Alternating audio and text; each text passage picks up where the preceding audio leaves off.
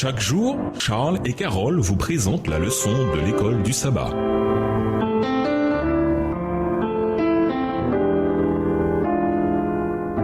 Bienvenue dans votre émission Dieu nous parle. Nous voilà à la leçon 3 qui va du 14 au 20 janvier. La divinité du Saint-Esprit. Étude de la semaine, Actes 5, les versets 1 à 4, 1 Corinthiens 2, les versets 10 et 11, Ésaïe 63, les versets 10 à 14, Tite 3, les versets 4 à 6, Romains 8, verset 11 et 1 Pierre 1, verset 2. Verset à mémoriser, que la grâce du Seigneur Jésus-Christ, l'amour de Dieu et la communion de l'Esprit Saint soient avec vous tous. 2 Corinthiens 13, verset 13. Tout au long de la Bible, la divinité de Dieu, le Père, est une évidence implicite. Cette vérité s'exprime à la fois dans l'Ancien et dans le Nouveau Testament. C'est l'une des vérités les plus cruciales et les plus fondatrices des nombreuses vérités révélées dans la parole de Dieu. La divinité de Jésus est également affirmée à de nombreuses reprises dans les Écritures, en particulier, bien entendu, dans le Nouveau Testament, aussi bien dans les Évangiles que dans les Épîtres. De son côté, la divinité du Saint-Esprit est enseignée de manière plus subtile que l'on peut inférer d'après différentes déclarations bibliques. Nous allons ici comparer des versets afin d'étudier attentivement ce que Dieu a révélé dans sa parole sur le Saint-Esprit. Ainsi, nous ne devrions pas affirmer moins que ce que la Bible déclare. Et nous ne devrions pas non plus aller au-delà de ce qui est écrit. En Corinthiens 4, verset 6. Ce sujet exige que l'on soit humble et disposé à apprendre. Nous ne devons pas faire de nos raisonnements humains sur Dieu la norme à travers laquelle comprendre le Saint-Esprit. Nous devons plutôt accepter et témoigner de ce que la Bible affirme, quelle que soit la difficulté que nous ayons à saisir pleinement certaines notions.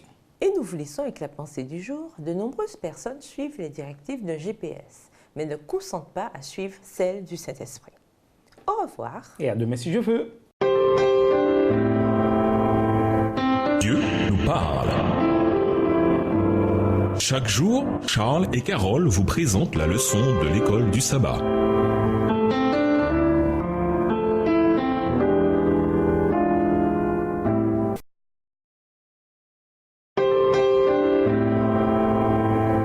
Dieu nous parle.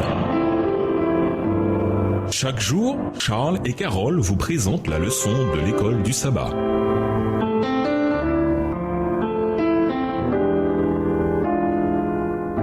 Bienvenue dans votre émission. Dieu nous parle.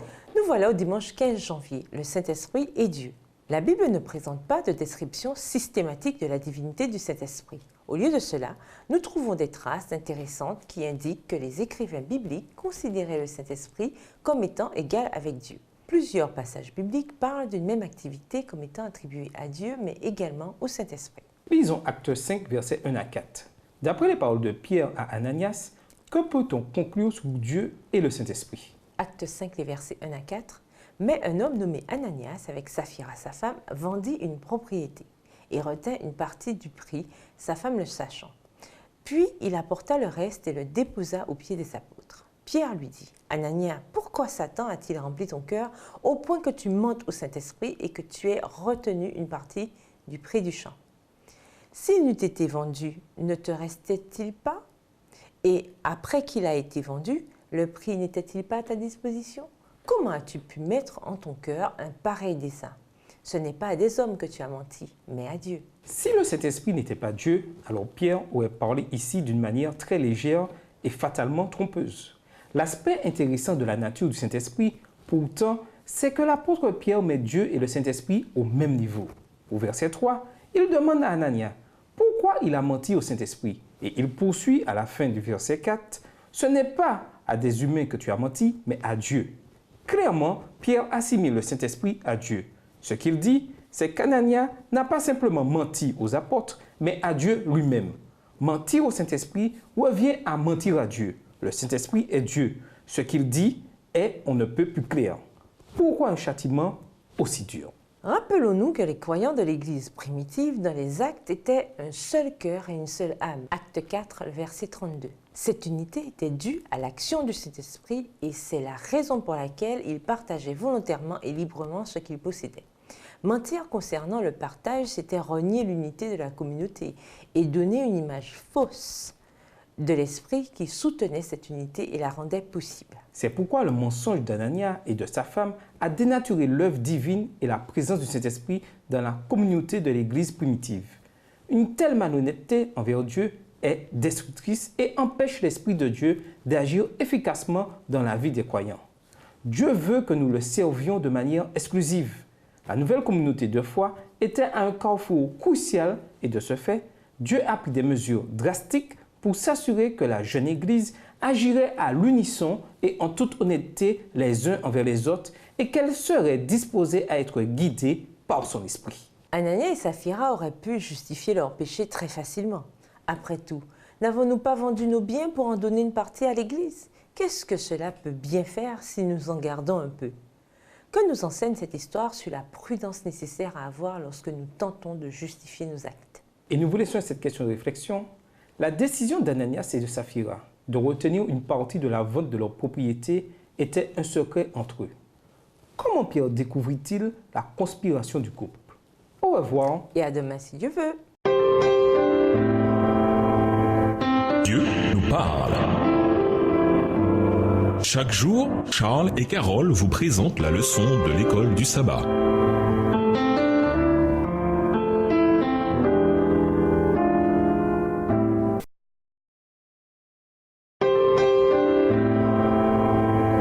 Dieu nous parle. Chaque jour, Charles et Carole vous présentent la leçon de l'école du sabbat.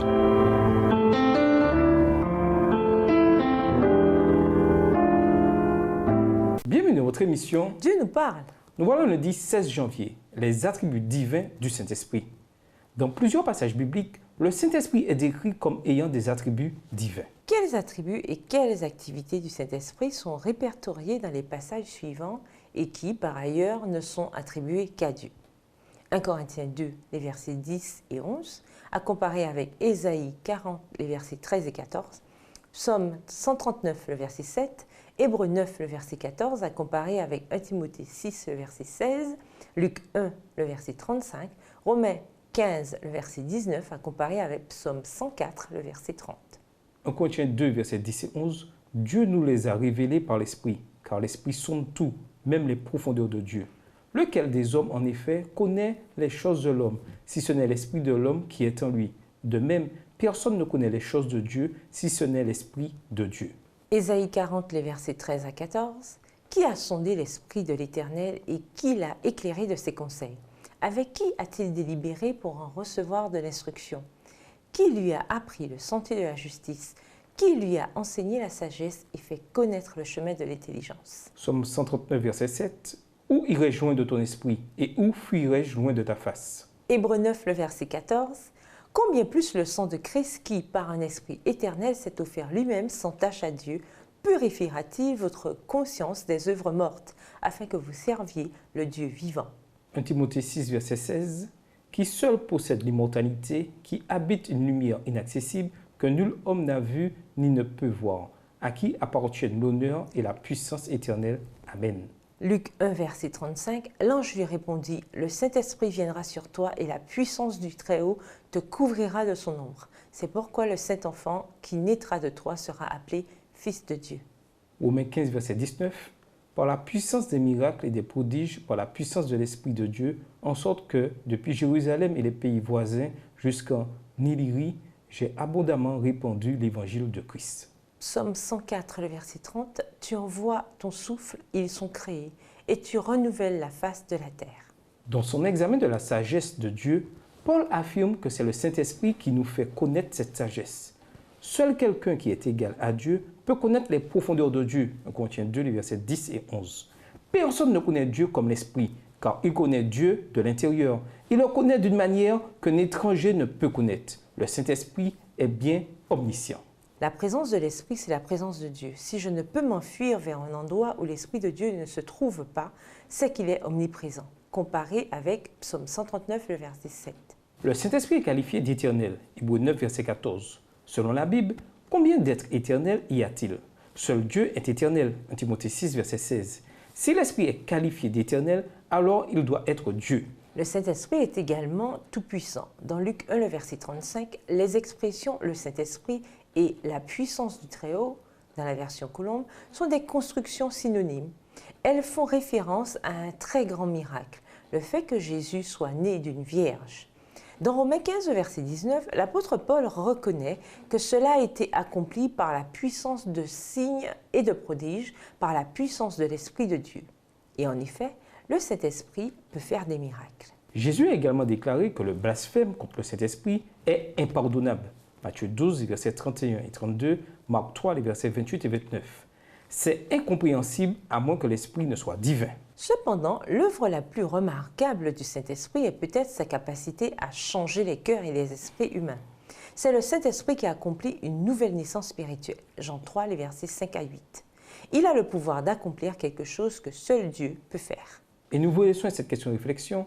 Il existe deux descriptions du Saint-Esprit, impersonnelle et personnelle. Bibliquement parlant, laquelle est la plus exacte? Au revoir. Et à demain si Dieu veut. Dieu nous parle. Chaque jour, Charles et Carole vous présentent la leçon de l'école du sabbat.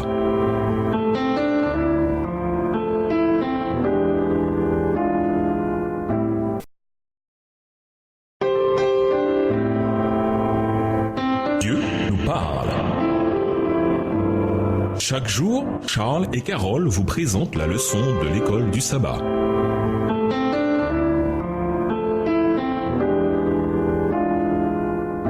Bienvenue dans votre émission. Dieu nous parle. Nous voilà au mardi 17 janvier. Indication biblique. Dans la Bible, le Saint-Esprit est désigné par plusieurs titres qui sont aussi ceux de Dieu. Lisons Ésaïe 63, les versets 10 à 14, et comparons ce passage avec Nombre 14, verset 11, et Deutéronome 32, verset 12. À quel auteur fait-il référence dans ces passages, et qu'est-ce que cela nous indique sur la divinité du Saint-Esprit? Ésaïe 63, les versets 10 à 14. Mais ils ont été rebelles, ils ont attristé son Esprit Saint, et il est devenu leur ennemi, il a combattu contre eux. Alors son peuple se souvint des anciens jours de Moïse. Où est celui qui les fit monter de la mer avec le berger de son troupeau? Où est celui qui mettait au milieu d'eux son Esprit Saint? Qui dirigea la droite de Moïse par son bras glorieux? Qui fendit les eaux devant eux pour se faire un nom éternel? Qui les dirigea au travers des flots comme un coursier dans le désert sans qu'ils bronchassent? Comme la bête qui descend dans la vallée, l'Esprit de l'Éternel les a menés au repos. C'est ainsi que tu as conduit ton peuple pour te faire un nom glorieux. Nombre 14, verset 11. Et l'Éternel dit à Moïse, « Jusqu'à quand ce peuple me méprisera-t-il? Jusqu'à quand ne croira-t-il pas en moi, malgré tous les prodiges que j'ai faits au milieu de lui ?» Deutéronome 32, verset 12. L'Éternel seul a conduit son peuple, et il n'y avait avec lui aucun Dieu étranger. Dans Ésaïe 63, verset 10, le peuple s'est rebellé et a attristé le Saint-Esprit. Mais le récit parallèle qui se trouve dans Nombre 14, verset 11 déclare « Jusqu'à quand ce peuple me bafouera-t-il » Et dans Deutéronome 37, verset 12, on nous dit que le Seigneur seul le conduisait. Il n'y avait avec lui aucun Dieu étranger. De toute évidence, les écrivains bibliques considéraient Dieu et le Saint-Esprit comme égaux. Dans 2 Samuel 23, le verset 2, nous lisons « L'Esprit de l'Éternel a parlé par moi » dans la version Colombe, tandis que dans la déclaration parallèle au verset 3, il est dit « Le Dieu d'Israël a parlé, il m'a dit ». À nouveau, la conclusion que l'on peut tirer de ce parallèle biblique, c'est que le Saint-Esprit est considéré comme l'égal de Dieu. Comparons 1 Corinthiens 3, les versets 16 et 17, avec 1 Corinthiens 6, les versets 19 et 20, et comparons 1 Corinthiens 12, verset 11, avec 1 Corinthiens 12, verset 28. Voyez comment, dans ces passages, les références au Saint-Esprit sont employées aussi pour Dieu et vice-versa. Qu'est-ce qui est attribué de manière similaire à la fois à Dieu et au Saint-Esprit? 1 Corinthiens 3, les versets 16 à 17. Ne savez-vous pas que vous êtes le temple de Dieu et que l'Esprit de Dieu habite en vous? Si quelqu'un détruit le temple de Dieu, Dieu le détruira, car le temple de Dieu est saint, et c'est ce que vous êtes. 1 Corinthiens 6, versets 19 et 20. Ne savez-vous pas que votre corps est le temple du Saint-Esprit qui est en vous, que vous avez reçu de Dieu et que vous ne vous appartenez point à vous-même, car vous avez été rachetés à un grand prix? Glorifiez donc Dieu dans votre corps et dans votre esprit qui appartiennent à Dieu. 1 Corinthiens 12, verset 11. Un seul et même esprit opère toutes ces choses, les distribuant à chacun en particulier comme il veut. 1 Corinthiens 12, verset 28. Et Dieu a établi dans l'Église premièrement des apôtres, secondement des prophètes, troisièmement des docteurs, ensuite ceux qui ont le don des miracles, puis ceux qui ont les dons de guérir, de secourir, de gouverner, de parler diverses langues. Dans 1 Corinthiens 3, les versets 16 et 17, Paul emploie le même langage que dans 1 Corinthiens 6, les versets 19 et 20.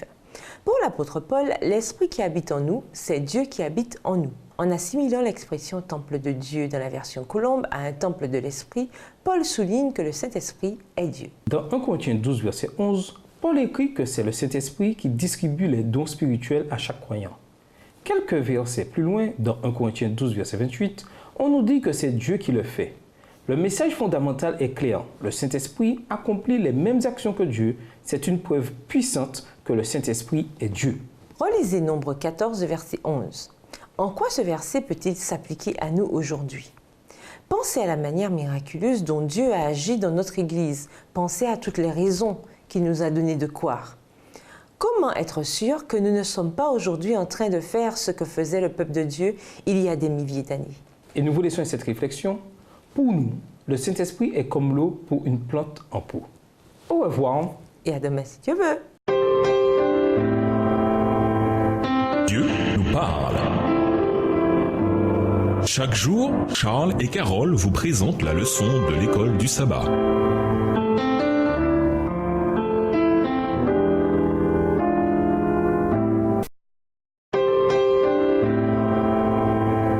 Dieu nous parle.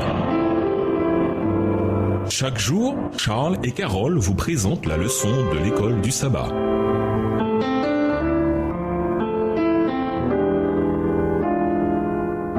Bienvenue dans votre émission. Dieu nous parle. Voilà mercredi 18 janvier, l'œuvre divine du Saint-Esprit. Le Saint-Esprit accomplit certaines œuvres que la Bible attribue uniquement à Dieu. Il est actif dans l'œuvre divine de la création et il est tout aussi actif dans la recréation des pécheurs.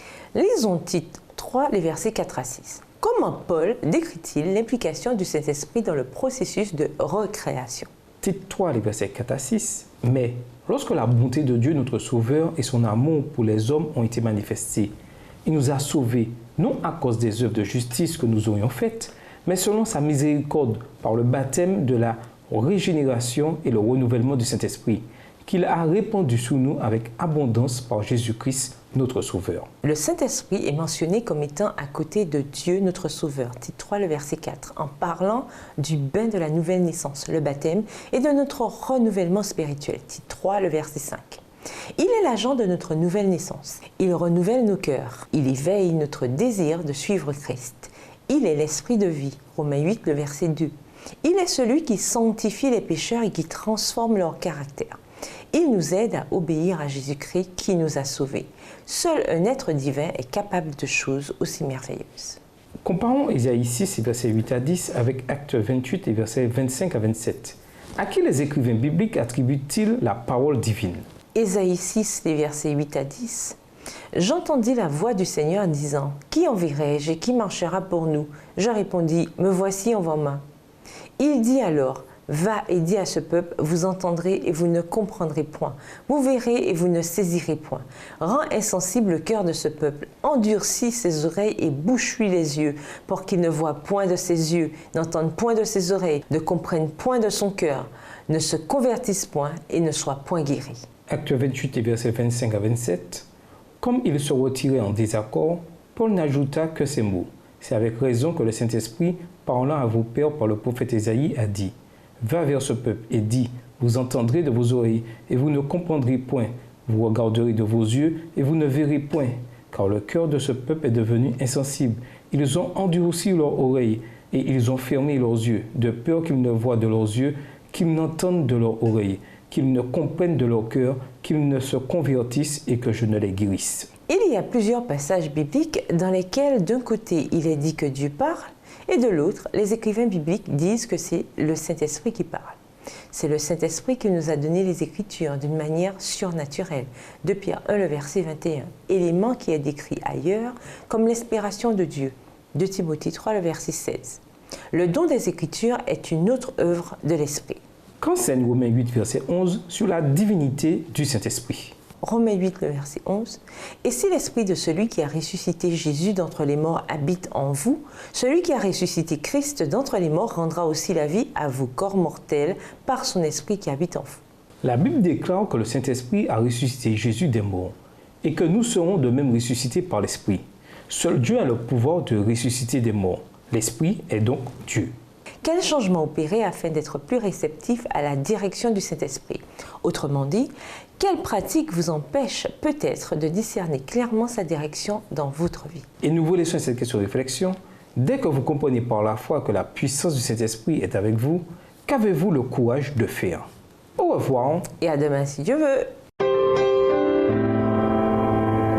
Dieu nous parle. Chaque jour, Charles et Carole vous présentent la leçon de l'école du sabbat.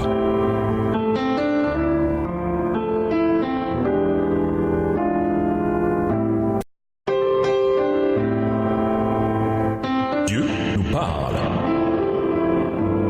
Chaque jour, Charles et Carole vous présentent la leçon de l'école du sabbat.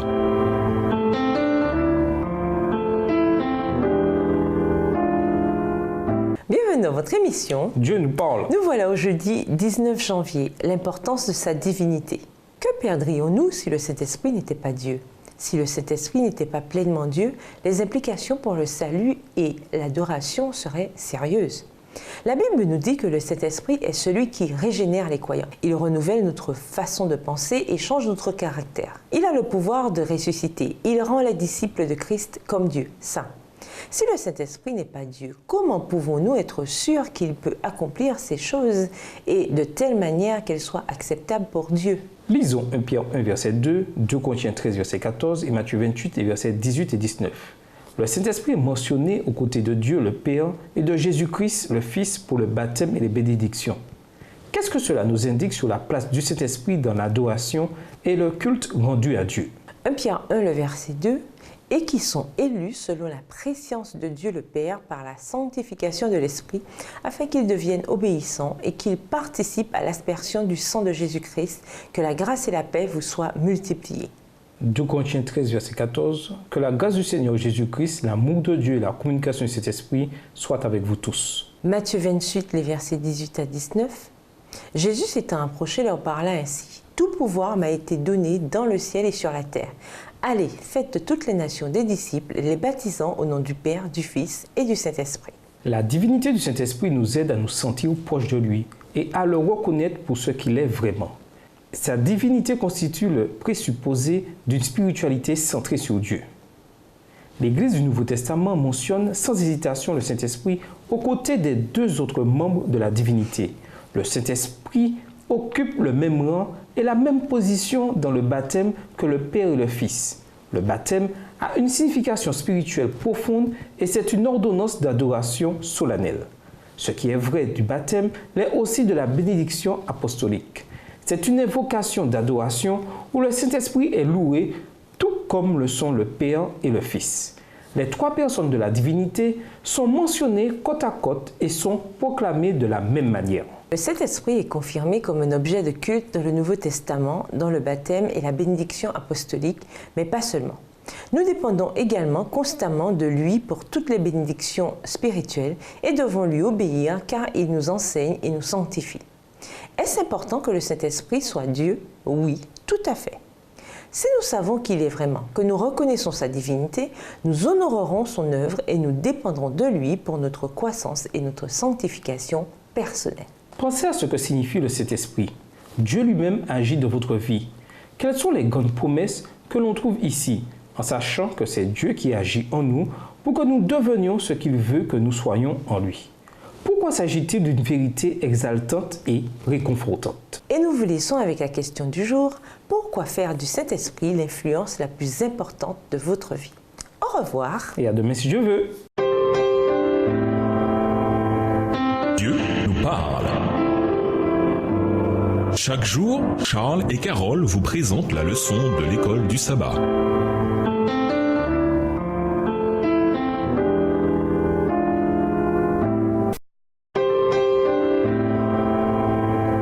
Dieu nous parle.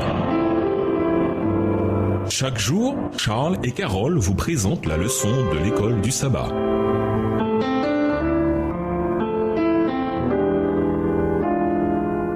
Bienvenue dans votre émission. Dieu nous parle. Nous voilà au vendredi 20 janvier. Pour aller plus loin, nous vous invitons à lire dans le livre Évangélisé, le chapitre La divinité défigurée, aux pages 549 à 752, livre écrit par Ellen G. White. Comme nous l'avons vu cette semaine, les indices bibliques de la divinité du Saint-Esprit sont très convaincants.